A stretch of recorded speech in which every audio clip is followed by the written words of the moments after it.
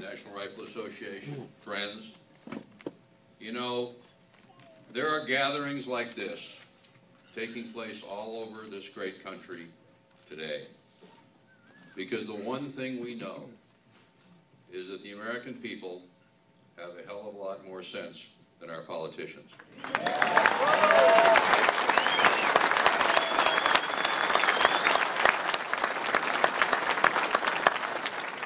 You know, I like to get to Delaware once in a while because I used to think that this must be a really weird place. I mean, after all, Joe Biden comes from Delaware.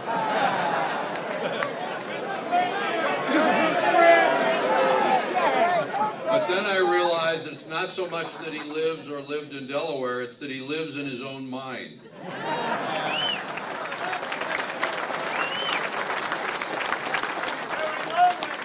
You know, the president, for some odd reason, asked him to head this task force, and he met with everybody, he said, and they said before the meetings that the vice president is entering these meetings with an open mind. And while I must say that we were skeptical, we nonetheless sent our federal affairs director to meet with the vice president and others. And the open-minded vice president announced during the course of the meeting that, of course, he and the president had very strong feelings about firearms, and that nothing was going to dissuade them from what they felt was necessary to do about firearms. When he was quoted to that effect, something he'd said in front of 40 people, a newsman said, well, I checked with the vice president's office and they said the vice president never said that. In most of America, that's called a lie. In Washington, everyone just shrugged and said, well, that's just Joe. America, and not a part of Joe Biden's fantasy world.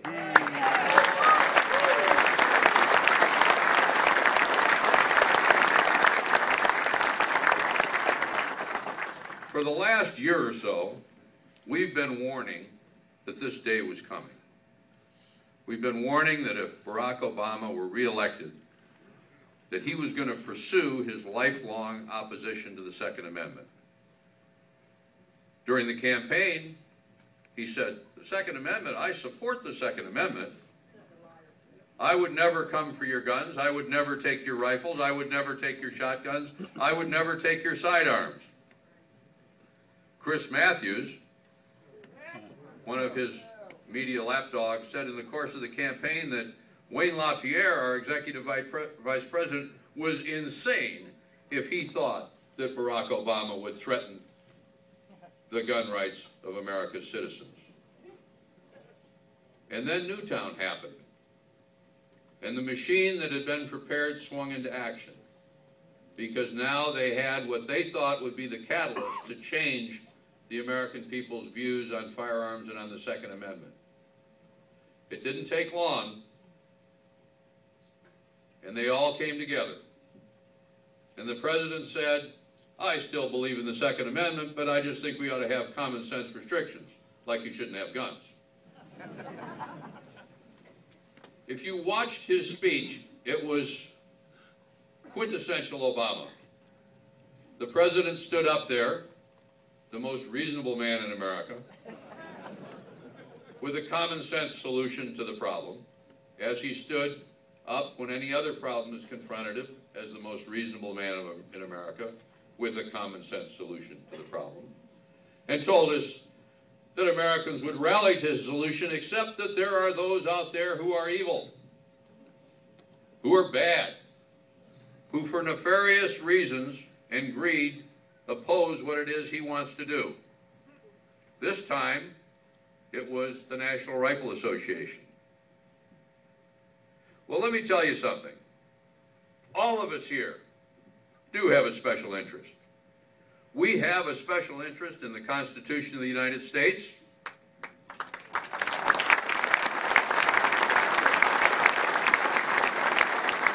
We have a special interest in the Second Amendment of that Constitution. We have a special interest in the freedoms that have been bequeathed to us by the founders and those who've defended them over 200 years. And we have a special interest in passing the values that have been bequeathed to us down to the next generation and the generations that follow. Americans who are not, by and large, obsessed with politics, and shouldn't be, but Americans have risen to every challenge to the fundamental values upon which this nation was founded that they've confronted. Sometimes that challenge has been from abroad, and we have people here today who've served and fought and given blood to meet those challenges.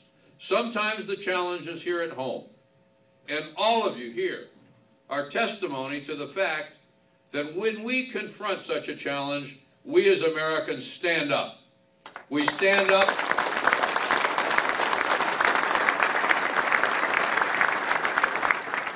We stand up in a united way and we say, no, you shall not take the freedoms bequeathed to us from us.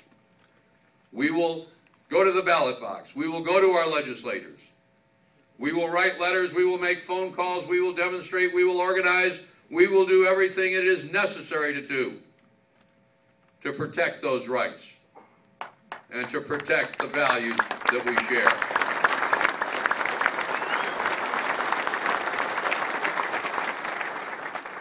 The president's opponent, the president's obstacle in achieving his ideological agenda is not the National Rifle Association. It's you and millions of other Americans just like you, who may be NRA members or may not be NRA members, but know what this country is about and are willing to defend it.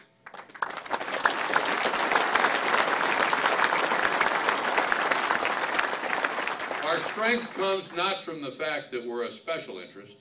It comes from the fact that we're Republicans and Democrats and independents and factory owners and factory workers, police officers, military people, shopkeepers, small business owners, union members. It comes from the fact that we're Americans who understand what America is about, has been about, and if we have anything to do about it, will be about for generations to come. The president can issue executive orders, he can give speeches, he can use our children to advance an ideological agenda while ignoring steps that might be taken to actually protect them. That's right. But there are a few obstacles that he's going to have to overcome. Things like the Constitution and the Bill of Rights.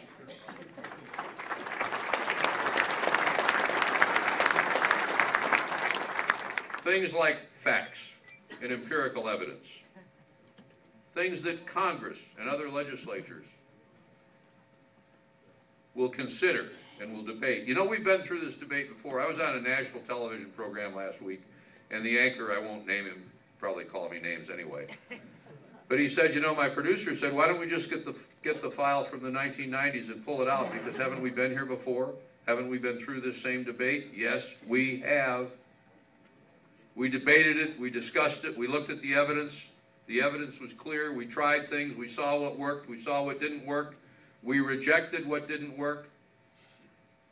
And now we're looking at it all again.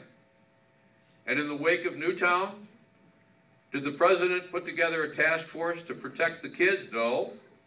He put together a task force and said, what do we do about guns? That's a different question. Because protecting our children and taking our guns are not the same.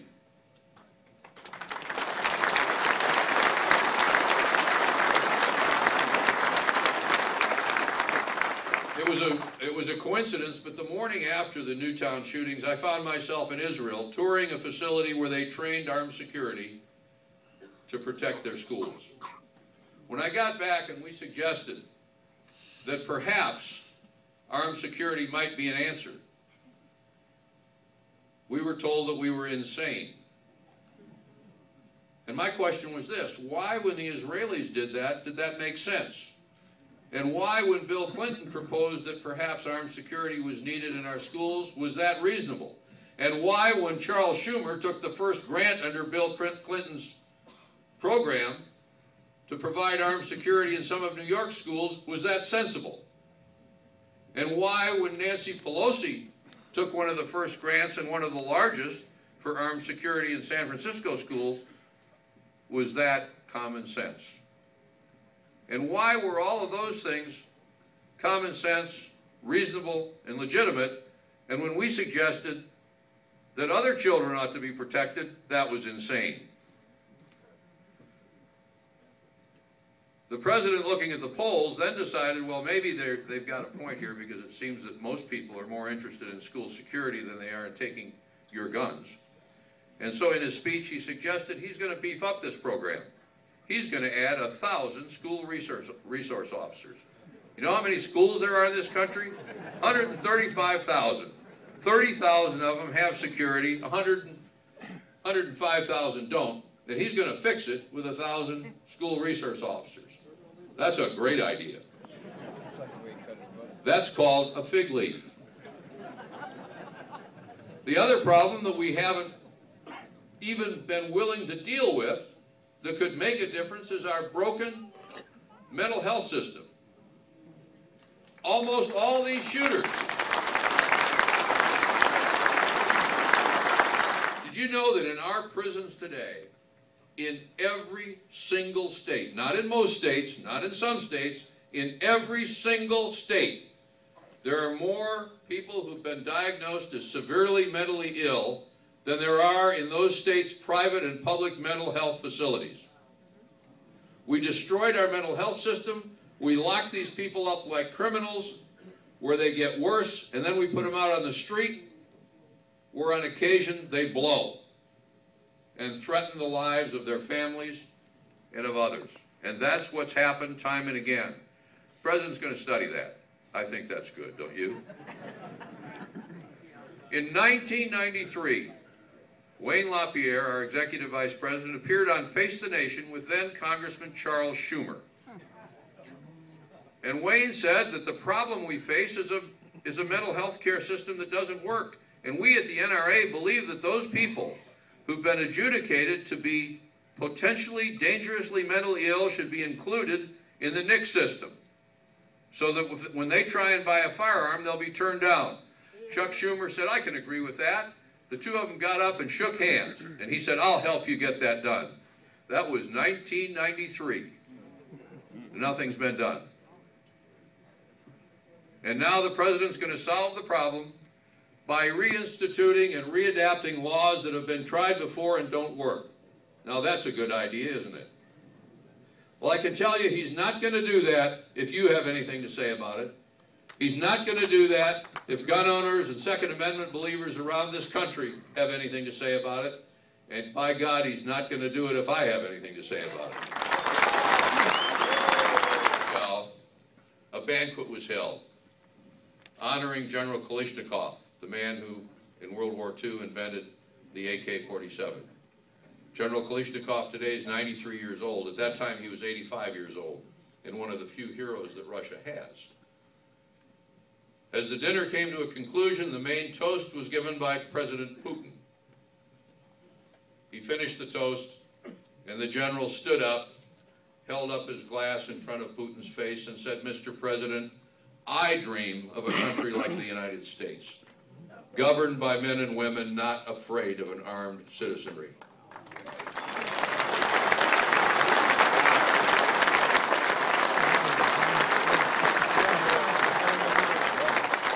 Think about it.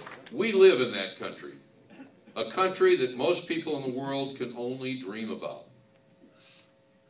You and I have a challenge, and that's to make sure that our children and our grandchildren are going to continue to live in the kind of country that our founders gave us. Thank you very much.